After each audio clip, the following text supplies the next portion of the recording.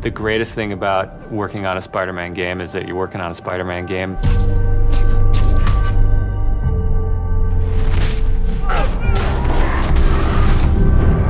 The hardest thing is that it's a Spider-Man game.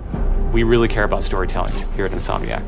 And I think that's how we go into every day we come here. There's this push to really get it right. One of the most compelling things about Spider-Man is just when Peter Parker and Spider-Man's worlds collide. And we've tried really hard to weave the two stories together to create a story that is not necessarily just a superhero story, but a human story as well. So this Spider-Man is a little different. He's older, he's 23, so he's been Spider-Man for 8 years, and kind of like an athlete in the prime of his career, he's starting to get good at the Spider-Man thing. The nice thing about playing an experienced Spider-Man is that he's already familiar with his powers, right? He's not just discovering them. We always think of Spider-Man as, we call him, the acrobatic improviser.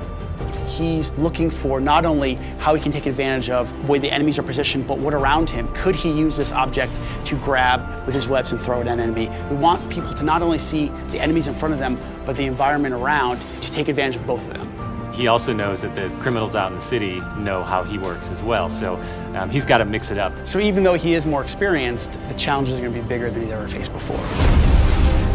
Spider-Man has a rich history of having great stories. The core of our story is this duality between being Peter Parker and being Spider-Man.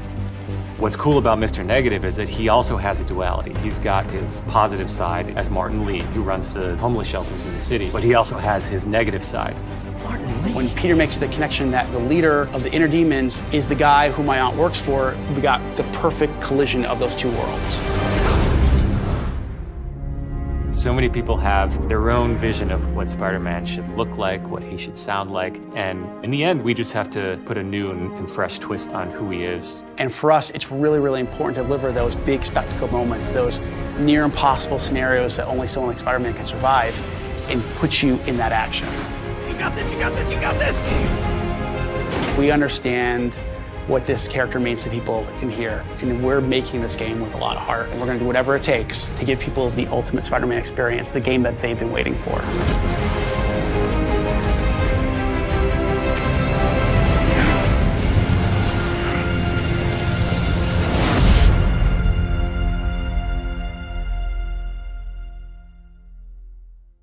PlayStation